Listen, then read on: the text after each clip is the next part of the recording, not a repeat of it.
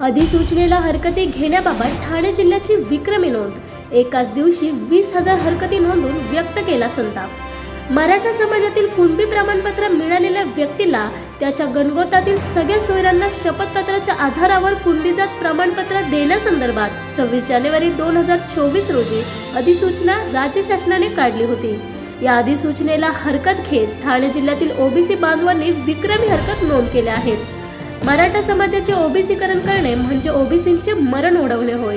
OBC समाजाचा घात करण्यामध्ये राज्य सरकारने जे एककल्ली षडयंत्र रचले आहे ते निंदनीय आहे।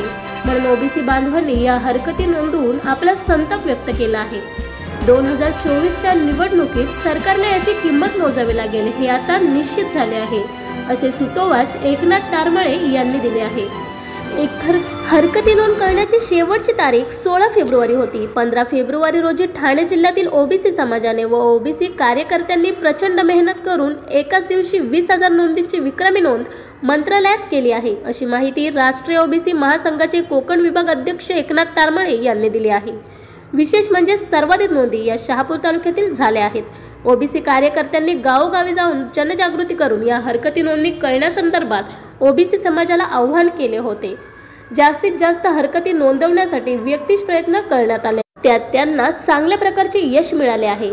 सदर हरकती नोंदवण्यासाठी अर्ज हे गावोगावी वाटण्यात आले होते। ते जमा करून त्यांच्या याद्या करून त्यांच्या झेरॉक्स काढण्यात आल्या व मंत्रालयात सादर करण्यात आल्या। या हरकती खाजगी वाहन भाड्याने करून शहापूर, कल्याण, अंबरनाथ, भिवंडी, ठाणे येथून सर्व हरकती जमा करून मंत्रालयात पोहोच करण्यात आल्या आहेत। यावेळी राष्ट्रीय ओबीसी महासंघाचे एकनाथ तारमळे, ओबीसी योद्धा भरत निचिते, विश्वनाथ जाधव, अशोक विशे हे उपस्थित होते।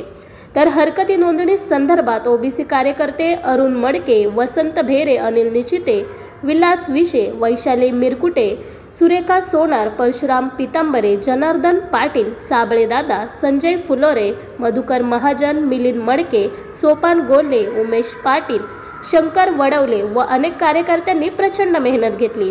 या अधिसूचनेला विरोध करण्यासाठी तसेच मराठा समाजाचे मागासलेपण सिद्ध करण्यासाठी करण्यात आलेला बोगस सर्वे या विरोधात तसेच ओबीसींच्या आरक्षणाला धक्का देत ओबीसी मध्ये सरळ घुसखोरी केली जात आहे। ओबीसीची जातनिहाय जनगणना तत्काळ करावी यासाठी लवकरच धडक मोर्चाचे आयोजन सुद्धा करण्यात आल्याचे म्हटले आहे।